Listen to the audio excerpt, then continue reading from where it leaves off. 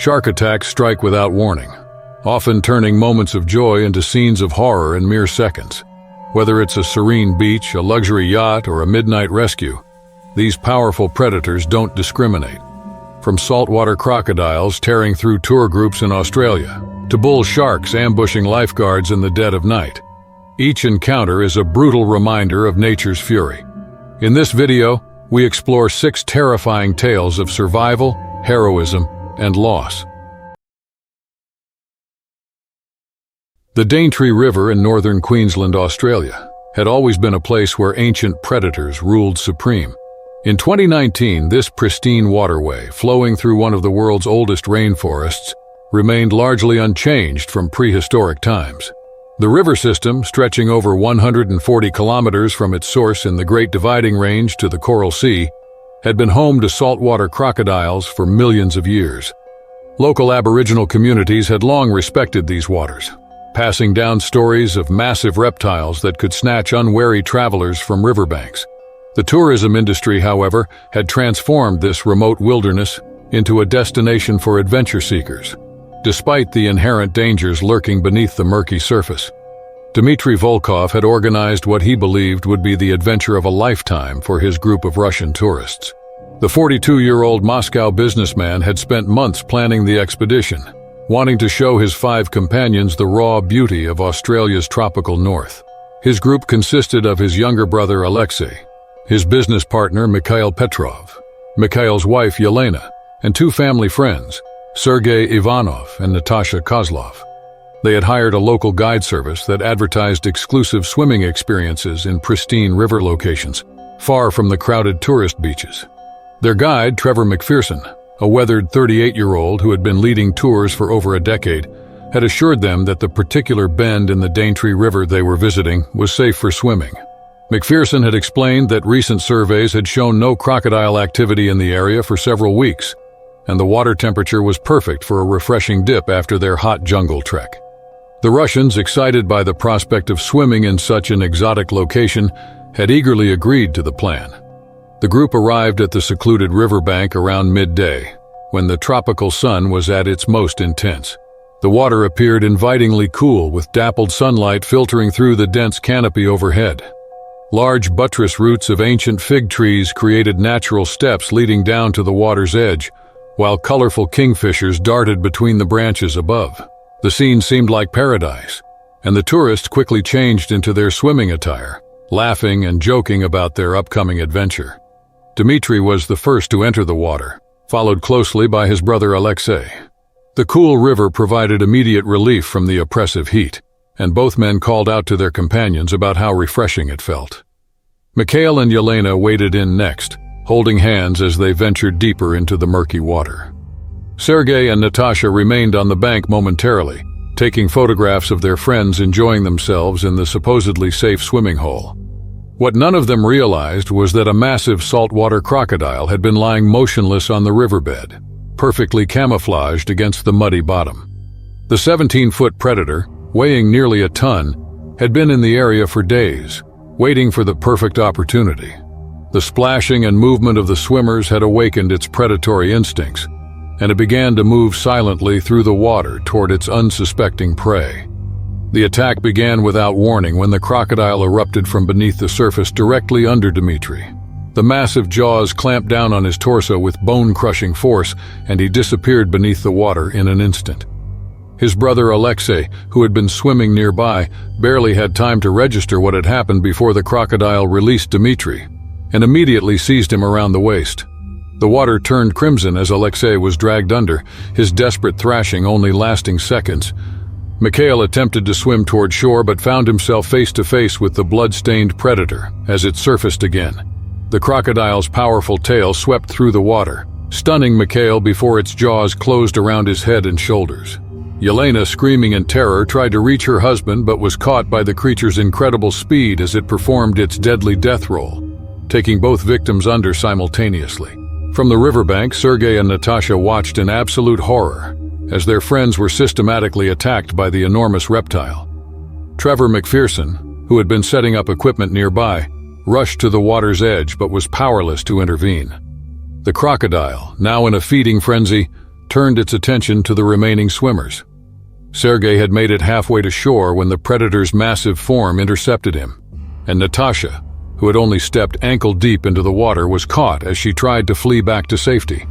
The entire attack lasted less than 2 minutes, with the crocodile displaying the terrifying efficiency that had made its species an apex predator for millions of years.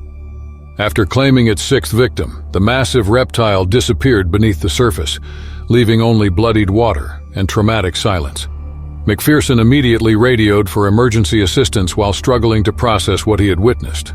Emergency responders arrived within 20 minutes, including police, paramedics, and crocodile management officers. Despite extensive searching efforts, none of the victims could be recovered that day. The massive crocodile was eventually located and was put down 3 days later. But the tragedy had already sent shockwaves through Australia's tourism industry. The incident prompted immediate reviews of tour operator safety protocols and reinforced existing warnings about swimming in crocodile-inhabited waters. McPherson's guide service was permanently shut down, and new regulations were implemented requiring more comprehensive crocodile surveys before any water activities could be authorized. The Daintree River attack became a sobering reminder of nature's unpredictable power and the razor-thin line between adventure tourism and tragedy in Australia's wild places. The crystal-clear waters surrounding Rottnest Island, located 18 kilometers off the coast of Perth, Western Australia, had earned a fearsome reputation among marine biologists and local fishermen by 2019. This pristine stretch of the Indian Ocean served as a crucial migration corridor for great white sharks traveling along Australia's southern coastline, particularly during the cooler months, when massive predators followed seal colonies and schools of tuna through the region's deep channels. The island itself, originally called Wajamup by the local Noongar people, had been transformed from a colonial prison into one of Australia's most exclusive recreational destinations, attracting wealthy yacht owners who sought privacy and world-class fishing opportunities in its protected bays. Rottnest Island's unique geography created the perfect storm for shark encounters, with underwater canyons plunging to depths exceeding 200 meters just minutes from popular anchorage points. The convergence of warm tropical currents from the north and cold Antarctic waters from the south generated an abundant food chain that supported everything from tiny krill to massive great whites, exceeding 5 meters in length. Local Aboriginal communities had long understood the seasonal patterns of these apex predators. But modern recreational boaters often underestimated the risks associated with swimming in what appeared to be perfectly safe coastal waters. Mark Hughes, a 45-year-old mining executive from Perth, had built his fortune through iron ore investments during Australia's mining boom, and had recently purchased a spectacular $3 million Sunseeker yacht, named Golden Venture. The 60-foot vessel represented the pinnacle of luxury marine engineering, equipped with state-of-the-art navigation systems, a helicopter landing pad, and accommodations for 12 guests. Mark had spent considerable time researching the perfect locations for extended fishing expeditions, and had identified Rottnest Island's northern bays as ideal for both recreation and the privacy he craved after years of high-pressure business dealings. On a calm morning in March 2019, Mark had anchored his yacht in a secluded bay known locally as Parker Point, approximately 2 kilometers from the island's main settlement. The location offered protection from prevailing winds while providing access to the deeper waters where large pelagic fish congregated during seasonal migrations. Mark had planned a solo swimming session before his crew arrived with supplies for a week-long fishing expedition, confident in his swimming abilities and familiar with the area after 5 years of regular visits. The water temperature measured a comfortable 24 degrees Celsius, with visibility extending beyond 30 meters in the gin-clear conditions that made this stretch of coast famous among underwater photographers. Mark had established a routine of swimming in a large circle around his anchored yacht, both for exercise and to inspect the vessel's hull for any potential issues. He had been in the water for approximately 15 minutes, maintaining a steady pace roughly 50 meters from the yacht's starboard side, when the attack occurred. The great white shark approached from the deeper water beyond the bay, likely attracted by the rhythmic splashing created by Mark's swimming stroke. Marine biologists later estimated the predator to be approximately 4 meters in length and weighing close to 800 kilograms, making it a mature adult capable of generating tremendous bite force. The shark's hunting strategy demonstrated the calculated approach typical of great whites, rising from depth with explosive speed to maximize the element of surprise. Mark first noticed something was wrong when he glimpsed a dark shadow moving beneath him. But the shark struck before he could react meaningfully. The massive jaws clamped down on his left arm with crushing force, the serrated teeth designed to slice through seal blubber, easily penetrating human flesh and muscle.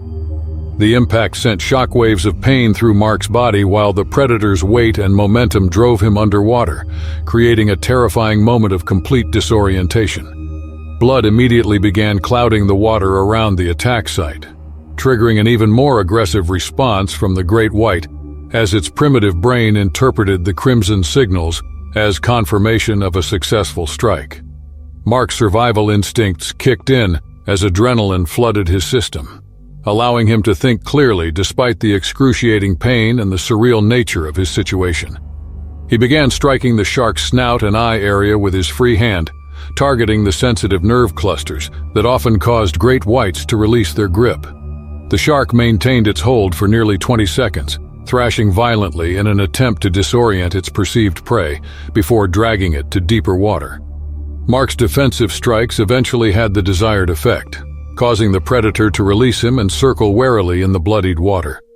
The great white's behavior suggested confusion rather than continued aggression, as Mark's size and fighting response differed significantly from the marine mammals that typically comprised its diet. Mark's yacht crew had arrived earlier than scheduled and witnessed the final moments of the encounter from the vessel's upper deck. They immediately threw life preservers while one crew member activated the emergency beacon and another prepared the medical kit.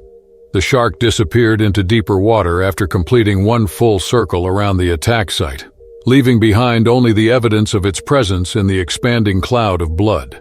Despite severe injuries and significant blood loss, Mark managed to swim the remaining distance to his yacht using only his uninjured arm. The crew hauled him aboard and applied pressure bandages while radioing for emergency medical evacuation. A rescue helicopter from Perth arrived within 38 minutes, airlifting Mark to a hospital where trauma surgeons worked for 7 hours to repair the extensive damage to his arm. Mark's recovery required multiple reconstructive surgeries and 8 months of rehabilitation, but he eventually regained most of the function in his injured arm. The experience led him to establish a marine safety foundation, focused on shark research and public education, transforming his traumatic encounter into a platform for promoting better understanding between humans and apex predators in Australian waters. Reunion Island, a French overseas territory floating in the Indian Ocean approximately 900 kilometers east of Madagascar, had earned an ominous distinction by 2014 as one of the world's most shark-infested coastlines. The volcanic island's dramatic underwater topography created perfect hunting conditions for both bull sharks and tiger sharks, with deep channels carved by ancient lava flows, serving as natural highways for apex predators moving between feeding areas. Saint-Gilles-les-Bains, the island's primary beach resort destination, stretched along the western coast where coral reefs provided some protection from the open ocean's larger predators. Though this safety remained far from absolute, traditional Creole fishing communities maintained deep respect for the ocean's dangerous inhabitants, passing down generations of knowledge about seasonal shark movements and feeding patterns that modern beachgoers often ignored. By 2014, Reunion Island had experienced a dramatic increase in shark encounters, leading to heated debates between tourism officials, desperate to maintain economic stability, and marine safety experts advocating for more restrictive beach access policies. The waters around Saint-Gilles contained an estimated population of over 300 bull sharks and numerous tiger sharks, with warming ocean temperatures apparently driving more aggressive hunting behavior in shallow coastal areas where families traditionally felt secure. Anna Petrova, a 36-year-old environmental engineer from St. Petersburg, Russia, had chosen Reunion Island for her family vacation specifically because of its reputation as a safe, family-friendly destination within the French tourism system. Anna traveled with her 2 children, 9-year-old Mikhail and 7-year-old Yelena, planning a 3-week exploration of the island's volcanic landscapes, cultural attractions, and pristine beaches. She had researched the destination extensively, and while aware of previous shark incidents, she felt reassured by official tourism materials emphasizing improved safety measures and professional lifeguard services. The family had spent their first week exploring the island's interior, hiking through tropical forests, and visiting the active volcano that dominated Reunion's southern region.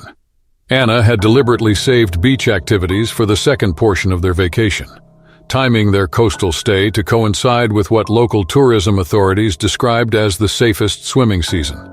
Saint-Gilles Beach had been selected for its reputation among international families and its array of safety features, including lifeguard stations, shark nets, and regular patrol boats. On the morning of August 15, 2014, Anna and her children arrived at the main Saint-Gilles Beach area during peak tourism season, when dozens of families crowded the shoreline. The conditions appeared perfect for swimming, with calm seas, excellent visibility, and water temperatures reaching 27 degrees Celsius. Anna had chosen a section of beach directly in front of the main lifeguard station, where professional rescue personnel maintained constant surveillance and emergency equipment remained immediately accessible. Anna and her children had been playing in waist-deep water for nearly 40 minutes, participating in a simple ball game with several other families, when the tiger shark attack occurred. The activity created exactly the kind of splashing and erratic movement patterns that attracted curious predators, though none of the families involved understood the potential danger of their innocent recreation. The tiger shark, later estimated by marine biologists to be approximately 2.8 meters in length, had likely been hunting in the nearby channel before being drawn toward the beach by the sounds and vibrations of human activity. The attack happened with devastating suddenness during what witnesses consistently described as a moment of complete normalcy. Anna had been facing toward shore, helping Yelena retrieve their beach ball from the shallow water, when the tiger shark approached from the deeper water beyond the family groups. The predator's initial strike targeted Anna's right leg just above the knee, the powerful jaws designed for crushing sea turtle shells, easily severing major blood vessels and causing immediate catastrophic trauma. Tiger sharks possessed hunting behavior distinctly different from great whites, maintaining their grip while engaging in violent thrashing motions designed to incapacitate prey through massive tissue damage. The shark's attack continued for approximately 20 seconds, during which Anna's screams of agony alerted every person on the crowded beach to the unfolding tragedy. Blood immediately began clouding the water around the attack site, creating a crimson stain that expanded rapidly in the clear ocean. Panic erupted among the dozens of families who witnessed the attack, with parents frantically pulling their children from the water while several adult males immediately rushed to assist Anna. The lifeguards activated emergency protocols within seconds, deploying rescue equipment while simultaneously evacuating all other swimmers from the immediate area. The tiger shark released Anna only after she had sustained injuries too severe for survival, the predator disappearing into deeper water as rescue efforts intensified. Anna's children, though terrified and confused by the sudden chaos, were quickly pulled to safety by other tourists and professional lifeguards who had trained extensively for exactly this type of emergency. Anna herself, despite massive blood loss and traumatic shock, initially remained conscious and attempted to communicate with her rescuers. Multiple volunteers and lifeguards worked together to bring her to shore, where emergency medical equipment had been positioned in anticipation of the summer tourist season. Paramedics arrived within 6 minutes of the initial emergency call, but Anna's injuries proved beyond the capabilities of field medical treatment. The tiger shark's attack had caused devastating damage to major arteries in her leg, resulting in blood loss that overwhelmed even aggressive resuscitation efforts by experienced trauma specialists. Anna succumbed to her injuries approximately 18 minutes after the attack.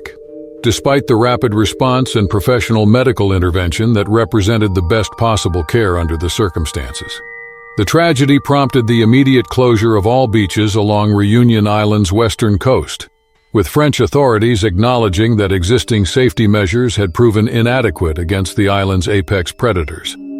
Anna's children were cared for by Russian consular officials and family members who arrived in Reunion within 24 hours.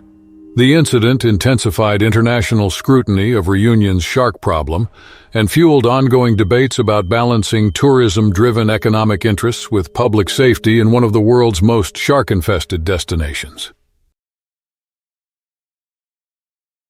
The treacherous waters surrounding Dyer Island, positioned approximately 8 kilometers off the coast of Gansbaai in South Africa's Western Cape Province, represented the epicenter of the world's most concentrated great white shark population by 2015. This rocky outcrop, barely 20 hectares in size, served as home to over 60,000 Cape fur seals, whose presence attracted massive predators from across the southern Atlantic Ocean. The narrow channel between Dyer Island and nearby Geyser Rock had earned the ominous nickname Shark Alley among local fishermen, who understood that these waters contained some of the largest and most aggressive great whites on the planet. By the late 20th century, the area had transformed into a mecca for shark cage diving operations and marine research facilities, with multiple companies conducting daily expeditions to observe and study great white behavior.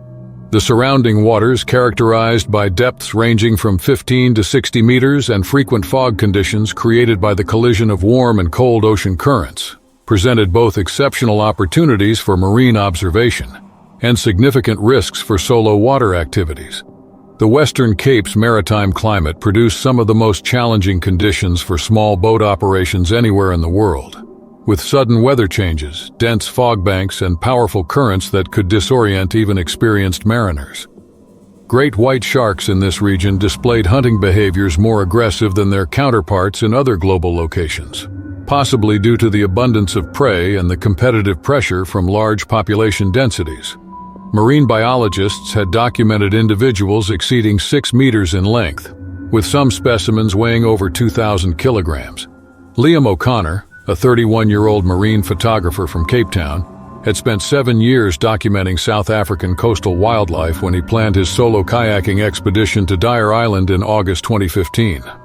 Liam specialized in capturing images of apex predators in their natural environments, work that had earned him recognition from marine conservation organizations.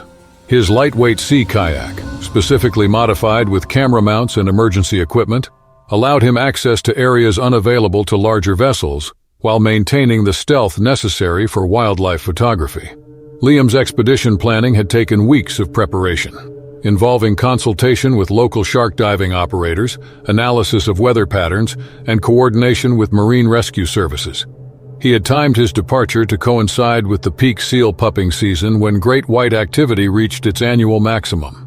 His waterproof camera equipment included specialized lenses designed for capturing predator behavior from the water level, providing perspectives impossible to achieve from larger vessels or underwater cages. The morning of August 23rd began with typical Western Cape winter conditions: calm seas, moderate temperatures around 16 degrees Celsius, and the dense fog that frequently blanketed the Dyer Island area during seasonal transitions. Liam launched from Kleinbaai Harbor at dawn, timing his departure to reach prime photography locations as morning light began penetrating the fog layer. His planned route would take him along the island's northeastern shore, where seal activity typically attracted great whites during their early morning hunting periods. Liam had been positioned approximately 300 meters from Dyer Island's rocky coastline for nearly 90 minutes when the attack occurred. He had been documenting a group of Cape fur seals engaged in feeding behavior, waiting patiently for the moment when a great white might breach the surface in pursuit of prey. The fog had created an eerie atmosphere where visibility fluctuated between 20 and 100 meters, making it difficult to track marine activity beyond his immediate vicinity. The great white shark that attacked Liam emerged from beneath his kayak without any warning, exploding from the water in a behavior known as a breach. Marine biologists later estimated the predator to be approximately 4.2 meters in length and weighing over 1,200 kilograms, making it a mature adult capable of generating tremendous bite force. The shark's initial strike targeted Liam's lower left leg as he sat in his kayak, the massive jaws clamping down with crushing pressure that immediately penetrated his wetsuit and underlying tissue. The impact was so violent that it nearly capsized the lightweight kayak, sending Liam's expensive camera equipment flying into the churning water. The shark's teeth, designed for gripping and tearing large prey, created deep puncture wounds that began bleeding profusely into the cold Atlantic water.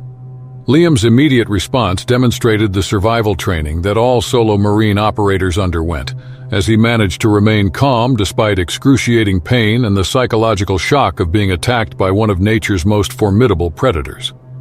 Liam reached for a fishing spear that he kept mounted on his kayak's deck, driving the pointed end into the shark's snout area, with sufficient force to trigger the predator's release response. Great whites possessed sensitive nerve clusters around their snouts and eyes, making targeted strikes to these areas often effective in causing them to abandon attacks. The shark immediately released its grip and disappeared beneath the surface, leaving Liam bleeding heavily but still conscious and functional. The dense fog that had initially provided ideal conditions for wildlife photography now became a significant obstacle to rescue efforts. Liam activated his emergency beacon while applying pressure to his wounded leg, then began paddling toward shore despite blood loss that was making him increasingly lightheaded. The fog prevented visual contact with the shoreline, forcing him to rely entirely on his compass and GPS coordinates to navigate through waters where the attacking shark might still be present. A rescue boat detected Liam's distress signal and managed to locate him approximately 55 minutes after the attack. The crew immediately administered first aid and stabilized his leg wounds while racing toward Hermanus Harbor, where paramedics were waiting to transport him to a trauma center. The rescue team noted that Liam had lost a significant amount of blood but had maintained consciousness throughout the ordeal, possibly saving his own life through quick thinking and proper use of emergency equipment.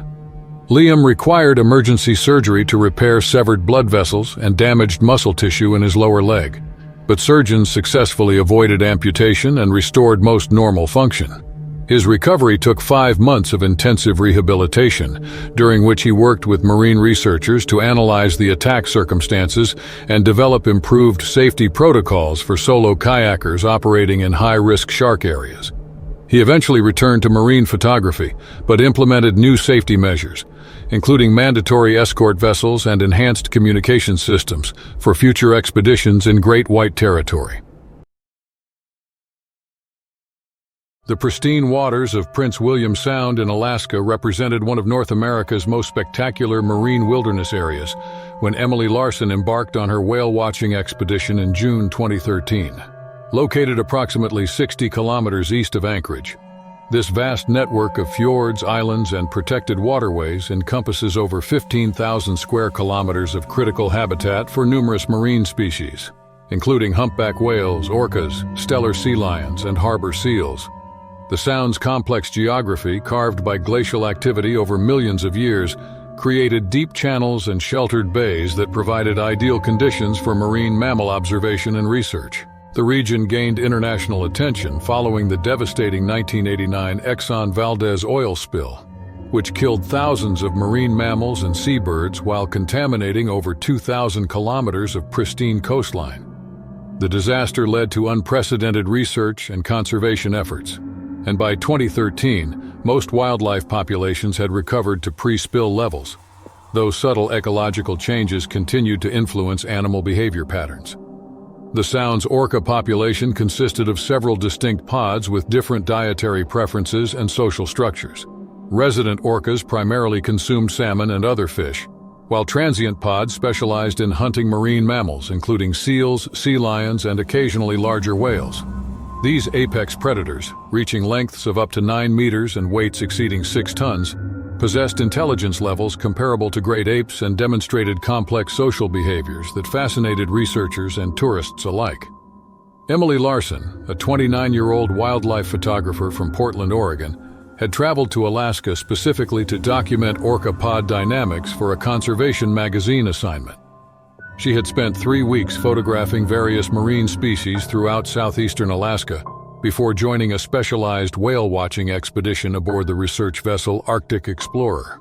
The 42-foot catamaran was operated by marine biologists who conducted both educational tours and ongoing research into cetacean behavior, population dynamics, and the effects of climate change on Arctic marine ecosystems. Emily's photographic equipment included professional-grade cameras with telephoto lenses specifically designed for marine wildlife documentation. She had positioned herself at the vessel's bow, where an elevated platform provided optimal vantage points for capturing orca behavior, while maintaining what operators considered safe distances from the powerful marine mammals. The tour had been tracking a pod of 14 orcas for over 2 hours as they moved through College Fjord, displaying the complex social interactions and cooperative hunting behaviors that made them popular subjects for both researchers and nature enthusiasts. The morning expedition had launched from Whittier under ideal conditions: calm seas, clear skies with temperatures around 18 degrees Celsius, and excellent visibility that extended beyond 5 kilometers across the Sound's pristine waters.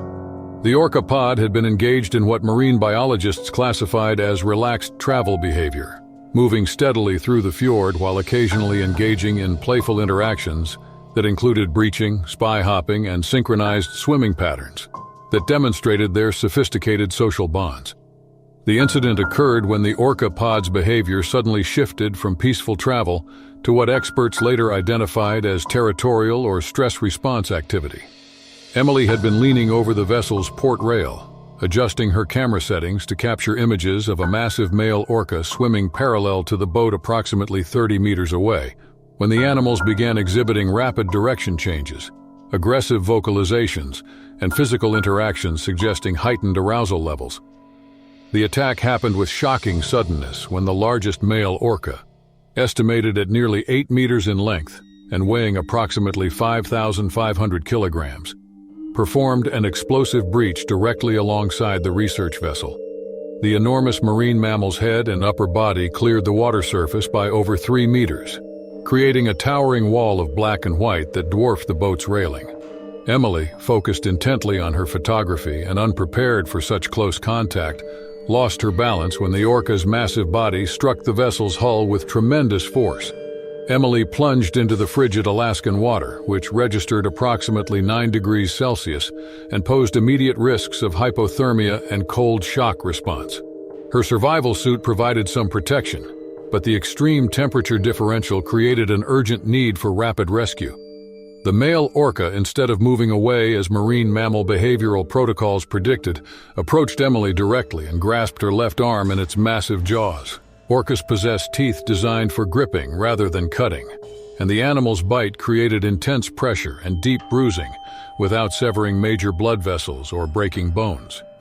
The encounter lasted approximately 15 seconds, during which Emily experienced the surreal and terrifying sensation of being held by one of the ocean's most powerful and intelligent predators.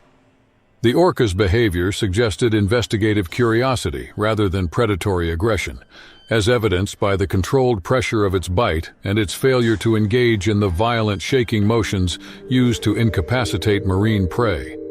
Emily's survival depended on her ability to remain calm despite the psychological trauma of the encounter and the physical effects of cold water immersion. She avoided struggling or making sudden movements that might escalate the orca's stress response, instead allowing her body to remain passive while the massive predator investigated her unfamiliar characteristics. The crew of the Arctic Explorer maintained their position nearby while following established protocols for marine mammal encounters, using underwater acoustic devices to create non-threatening sound signals. The orca released Emily when the crew began broadcasting specific low-frequency tones designed to encourage marine mammals to move away from human activities. The massive animal moved slowly toward deeper water, rejoining its pod, which had remained in the immediate area throughout the encounter. Emily was pulled aboard the research vessel within 2 minutes of entering the water, preventing serious hypothermia while allowing crew members to assess her injuries and provide emergency medical care. Emily's injuries consisted primarily of deep bruising and puncture marks on her arm where the orca's teeth had applied pressure, along with mild hypothermia symptoms that responded well to warming protocols and hot beverages. The vessel immediately returned to Whittier, where Emily received a comprehensive medical evaluation at the local clinic. Her physical recovery was complete within 10 days, though she reported lasting psychological impacts from the intense encounter with one of nature's most formidable apex predators. The incident prompted reviews of whale-watching safety protocols throughout Alaska and contributed to new guidelines for maintaining appropriate distances from orca pods during periods of behavioral changes. Emily's detailed account of the encounter became part of ongoing research into orca-human interactions and helped marine biologists better understand how these intelligent creatures respond to unfamiliar situations in their natural environment. Her experience highlighted both the incredible power of these marine mammals and their capacity for restraint when encountering humans in their territory. The Gulf Coast waters surrounding Grand Isle, Louisiana's only inhabited barrier island, presented unique challenges for marine safety personnel throughout the summer of 2012, when record-breaking water temperatures and abundant marine life created ideal conditions for both recreational activities and aggressive predatory behavior. Grand Isle stretches along the Gulf of Mexico approximately 100 kilometers south of New Orleans, serving as a critical natural barrier against hurricane storm surge, while providing the region's most accessible beach recreation for residents from across southeastern Louisiana. The island's strategic position at the mouth of Barataria Bay placed it at the convergence of several major ecological systems, where freshwater outflow from the Mississippi River Delta mixed with warm Gulf waters to create the brackish conditions preferred by bull sharks. These apex predators possessed the rare ability to survive in both saltwater and freshwater environments, making them particularly dangerous to humans who assumed coastal waters offered safety from oceanic predators. Grand Isle's colorful history included periods as a pirate stronghold, smuggling center, and oil industry hub before tourism became a significant economic component in the late 20th century. Local Cajun fishing communities maintained traditional knowledge about seasonal shark movements and feeding patterns, but the influx of tourists and seasonal residents often brought people unfamiliar with the subtle signs that indicated increased predator activity in nearshore waters. The summer of 2012 had produced exceptional conditions for bull shark activity, with water temperatures reaching 31 degrees Celsius and massive schools of baitfish concentrated along the island's northern shore. Marine biologists had documented unusual numbers of large bull sharks in the area, some exceeding 3 meters in length and weighing over 250 kilograms. These formidable predators demonstrated hunting behaviors more aggressive than typical, possibly due to increased competition for food resources and the stress effects of unusually warm water temperatures. Eric Dawson, a 28-year-old professional lifeguard and former collegiate swimmer from Baton Rouge, had been working on Grand Isle's beaches for 6 summers when he volunteered for overnight emergency response duties during the peak tourist season of July 2012. Eric's assignment involved monitoring beach conditions and responding to after-hours emergencies when regular lifeguard services were unavailable, a position that required advanced water rescue certification and extensive experience with nighttime operations in challenging marine environments. The emergency response protocol for overnight incidents involved coordination between beach patrol units, local emergency medical services, and Coast Guard stations positioned throughout the region. Eric had received specialized training in cold water rescue, victim extraction techniques, and emergency medical procedures, though nothing in his experience had prepared him for the possibility of encountering apex predators during rescue operations. The rescue situation developed around 11:45 p.m. on July 18th, when Beach Patrol received reports of a distressed swimmer approximately 150 meters offshore from the main public beach area. The victim, later identified as a 19-year-old college student from Texas visiting with friends, had been swimming alone despite posted warnings about nighttime water activities and the increased shark activity that local authorities had been monitoring throughout the summer. Witnesses from a nearby beach party had heard desperate calls for help and contacted emergency services, but the darkness and distance made precise location difficult for land-based responders. The victim appeared to be struggling against a strong current that was pulling him toward deeper water, where rescue would become significantly more challenging. Standard protocol required an immediate water rescue response, despite the obvious risks associated with nighttime operations in waters known to harbor aggressive predators. Eric responded immediately to the emergency call, entering the Gulf waters with standard rescue equipment, including fins, a mask, flotation devices, and emergency signaling equipment. The water temperature measured approximately 29 degrees Celsius, creating comfortable conditions for extended swimming, but also providing optimal hunting temperatures for bull sharks. which became most active during warm summer nights when their metabolism peaked. Eric located the distressed swimmer in water approximately 4 meters deep, beyond the protection of the near-shore sandbar system that typically provided some safety from larger marine predators. The victim was exhausted and panicking, making communication and coordination difficult in the dark water where visibility extended only a few meters. Eric had managed to secure the swimmer with a flotation device and was beginning the careful process of guiding him toward shore when the bull shark attack occurred. The shark approached from deeper water beyond the rescue site, likely attracted by the struggling movements and elevated stress chemicals released by the panicking swimmer. Bull sharks were particularly dangerous because of their territorial nature, aggressive hunting behavior, and their tendency to investigate any unusual activity in their preferred shallow coastal habitats. The species was statistically responsible for more attacks on humans than any other shark species, largely due to their preference for exactly the type of warm, murky water where people frequently swam. Eric first became aware of the shark's presence when he felt a powerful impact against his right thigh, followed immediately by crushing pressure as the predator's jaws clamped down on his leg. The attack occurred while Eric was still supporting the rescue victim, creating a complex emergency situation that required instantaneous decision-making under extreme stress. The bull shark's teeth penetrated through Eric's wetsuit and deep into the muscle tissue of his thigh, causing immediate severe bleeding and waves of excruciating pain.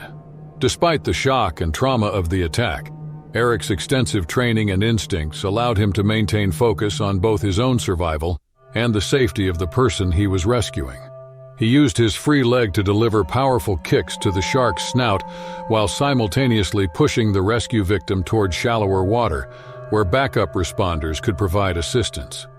The bull shark maintained its grip for approximately 8 seconds before Eric's defensive actions caused it to release him and circle warily in the bloodied water. Eric's adrenaline response enabled him to continue functioning despite significant blood loss and the psychological impact of being attacked by one of the ocean's most formidable predators. He managed to guide the rescue victim into the hands of backup responders who had arrived on personal watercraft, then focused on his own survival as the shark remained in the immediate area, possibly attracted by the blood trail from his injuries.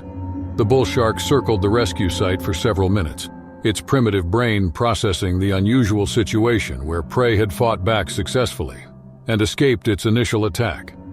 Eric used this time to swim steadily toward shore while applying pressure to his wounds and calling for additional medical support. The predator eventually disappeared into deeper water, leaving Eric to deal with his injuries while completing the rescue operation that had nearly cost him his life. Emergency medical personnel were already positioned on the beach due to the original rescue call, allowing immediate treatment of Eric's shark bite wounds once he reached shore. The injuries required emergency surgery to repair damaged blood vessels and muscle tissue, but Eric's excellent physical conditioning and the prompt medical response prevented life-threatening complications. His recovery took 4 months and included extensive physical therapy to restore full function to his injured leg.